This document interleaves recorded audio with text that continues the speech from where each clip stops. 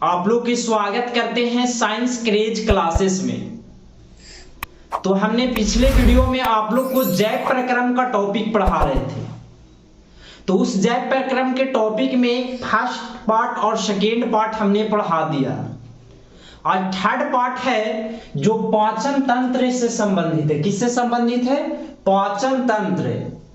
अब किसी भी जीव जंतु अगर भोजन को अंतःग्रहण करता है तो कैसे कैसे भोजन का पाचन होता है, किस भाग से शुरू होता है, कहां जाकर पूर्ण रूप से पचता है, उसके बारे में इस वीडियो में डिटेल से जानेंगे। तो अगर आपने फर्स्ट पार्ट और सेकेंड पार्ट नहीं देखे हैं तो एक बार उसे आप अवश्य देखें। उसके बाद ये थर्ड पार्ट है जो आपको बहुत ज्यादा हेल्पफुल रहेगा। इससे ऑब्जेक्टिव हर वर्ष बिहार बोर्ड का एग्जाम में पूछता है और विश्वास है कि 2023 में भी पूछेगा। तो चलते हैं हम लोग पाचन तंत्र का कौन सा भाग है, कैसे कैसे उसके बारे में। तो सबसे पहले अगर बात किया जाए तो यहाँ पे शुरू होता है हमारा मुख गुहा से। किससे शुरू होता है? अगर कोई भी जीव जंतु भोजन को अंतःग्रहण करता है तो ये मुंह से कोई भी सामग्री को करता है अंतःग्रहण, और भोजन का अगर पचना अगर कहे शुरू हो तो वो मुंह से ही होता है। लेकिन अगर कहे ये भोजन पच जाता है, जैसे प्रोटीन हो गया, वसा हो गया, कार्बोहाइड्रेट हो गया, ये सब पाचन की क्रिया में होता है। लेकिन अगर कहे पानी पचता है तो ऐसा होता नहीं है। ये काफी जटिल ना बोल के अनजटिल होता है, जो ये जैसे ही इसे उपयोग करते तुरंत डाइजेस्ट हो जाता है। पचने का जो काम करता है वो प्रोटीन है, विटामिन है, प्रोटीन है, कार्बोहाइड्रेट है और वसा है। प्रोटीन किसी वस्तुओं में घुलनशील होता है, क्या बोलते हैं, विटामिन किसी वस्तुओं में घुलनशील होता है, और जल, ये सब जटिल नहीं है, ये तुरंत उपयोग करने के बाद ये पाचन हो जाता है। तो किसी भी जीव जंतु में अगर कहे मनुष्य में खास करके तो भोजन का पचना उसमें शरीर के मुंह से शुरू होता है, जिसको हम कहते हैं मुख गुहा। गुहा मुंह मतलब मुंह हो गया, गुहा मतलब हो गया भाग्य। क्या हो गया? भाग्य हो गया। और किसी भी प्रकार के जीव जंतु जिसके शरीर में मुंह से ही वो पचना भोजन क्या हो जाता है? शुरू होता है। अब यहाँ पे लिखे हैं प्रियोटिड ग्रंथि यानी उत्कर्ण ग्रंथि, और फिर आता है ग्रसनी।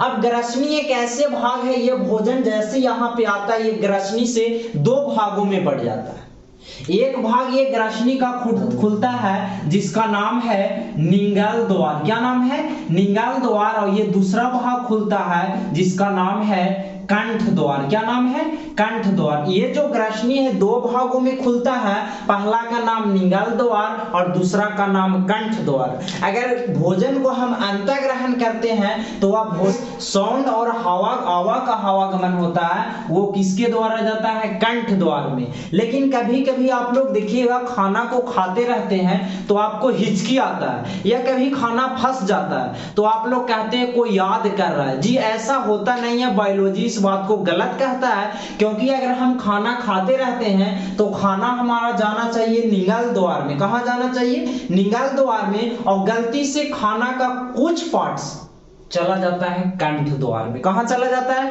कंठ द्वार में। तो वहां हम लोग अकबका जाते हैं, फिर वहां से धक्का मारता है कंठ द्वार इधर कहां, तो फिर हमारा भोजन कहां जाता है? निंगल द्वार की ओर। तो आप लोग कहते हैं कोई याद कर रहा है, ऐसा होता कभी नहीं है। तो हम लोग देखें ग्रसनी दो भाग में खुलता है, एक का नाम निंगल द्वार और दूसरा का नाम कंठ द्वार। कंठ द्वार से हमारा वॉइस का आवागमन होता है, और निंगल द्वार जो फूड पाइप जिससे जुड़ा हुआ रहता है, भोजन से जुड़ा हुआ, भोजन जाता है इसके द्वारा।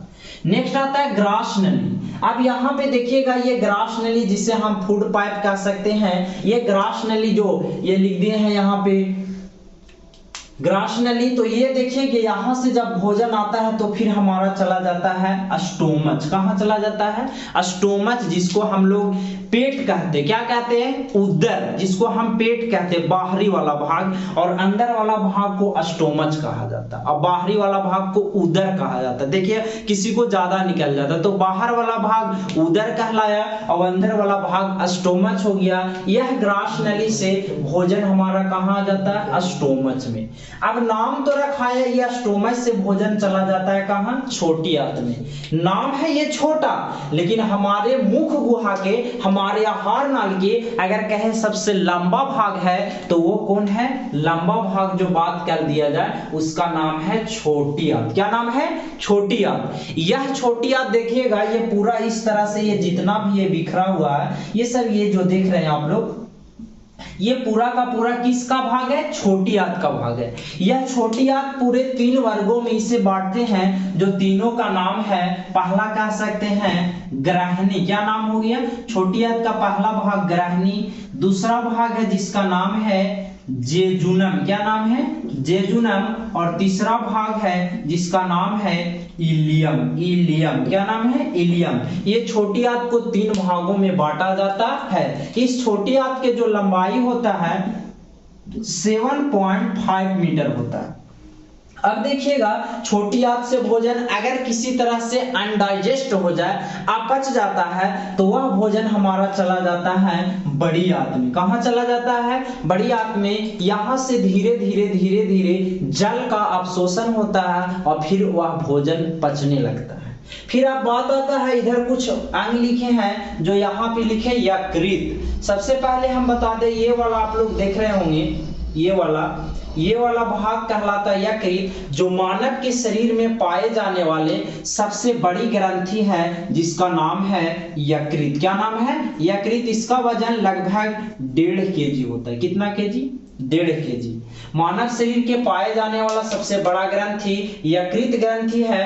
और यहीं पे एक देखिएगा तो ये है पित्ताशय, जिसको हम गॉल ब्लाडर कहते हैं। ये पित्ताशय से, यह पित्त से पित्ताशय स्रावित होता है, पित्ताशय से पित्त स्रावित होता है, जो हमारे ये यकृत में जाकर जमा हो जाता है। समझ में आया। नेक्स्ट यहाँ पे देख रहे हैं हम लोग, इसी भाग से जुड़ा हुआ है जिसका नाम है पेनक्रियाज, जिसको आप अग्नाशय कहते हैं। यह पेनक्रियाज करता क्या है, तो यह पेनक्रियाज जो होता है यह हमारे शरीर की मिश्रित ग्रंथि, कैसा ग्रंथि है, मिश्रित ग्रंथि, जिसे मिश्रित ग्रंथि कहने का मतलब अंतःस्रावी ग्रंथि भी है और बाह्य स्रावी भी।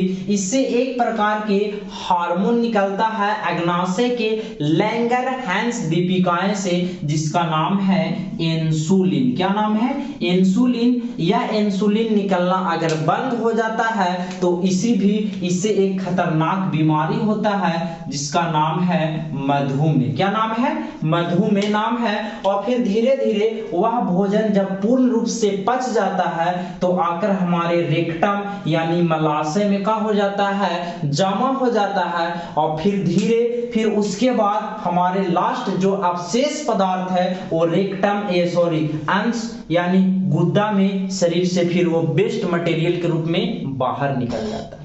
तो आपने देखा यहां तक, एक बार फिर से हम लोग देख लेते हैं। सबसे पहले बता दें ऑब्जेक्टिव प्रश्न इससे कैसे बनेगा। तो ऑब्जेक्टिव प्रश्न इससे बनेगा कि सबसे पहले मानव के मुख गुहा में यानी मुंह में कितने जोड़ा लार ग्रंथि पाया जाता है, तो मानव के जो मुख गुहा में लार ग्रंथि पाया जाता है ये 3 जोड़ा लार ग्रंथियां पाया जाता है। दूसरा ऑब्जेक्टिव प्रश्न कहेगा ग्रसनी किस भाग में खुलता है, तो यह ग्रसनी 2 भागों में बढ़ जाता है, एक निगल द्वार और दूसरा कंठ द्वार। नेक्स्ट हम लोग देखते हैं यहाँ पे ये ग्रास नली, यहां से ये ऐसे ऐसे आता है, फिर ये आ जाता है स्टोमच यानी पेट में।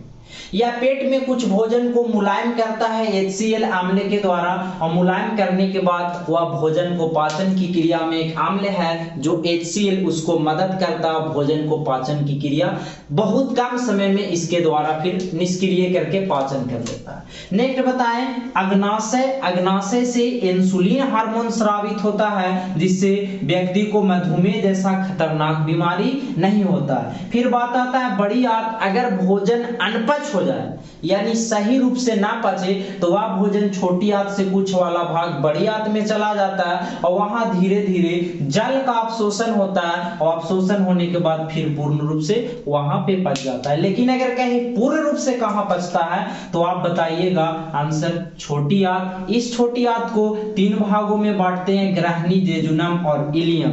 एक अच्छा सा प्रश्न, छोटी आंत और बड़ी आंत जिस स्थान पे मिलता है उसी को, जैसे छोटी छोटी आंत इधर से और बड़ी आंत इधर से, ये दोनों ऐसे मिला, उस स्थान को कहा जाता है सिक्कम। क्या कहा जाता है?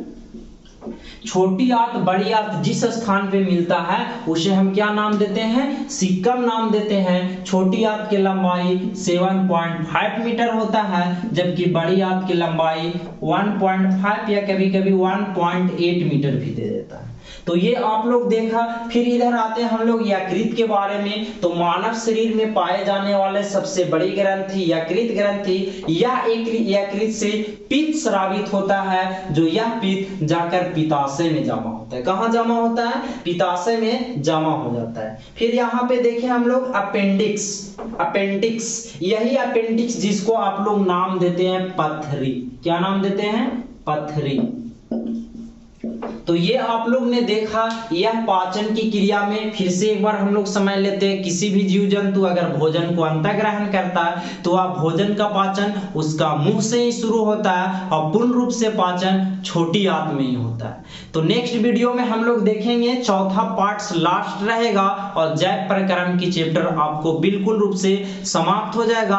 और उसके बाद हम लोग देखेंगे क्वेश्चन आंसर, ऑब्जेक्टिव, सब्जेक्टिव, लघु, अति लघु, सारा प्रश्न को देखने के बाद एक नए चैप्टर में चलेंगे। तो आप लोग ज्यादा से ज्यादा इस वीडियो को शेयर करें ताकि हमें भी मोटिवेशन मिले, जिसको आपको अच्छे से अच्छे कंटेंट देने का काम करे। फिर मिलते हैं नेक्स्ट वीडियो में, तब तक के लिए जय।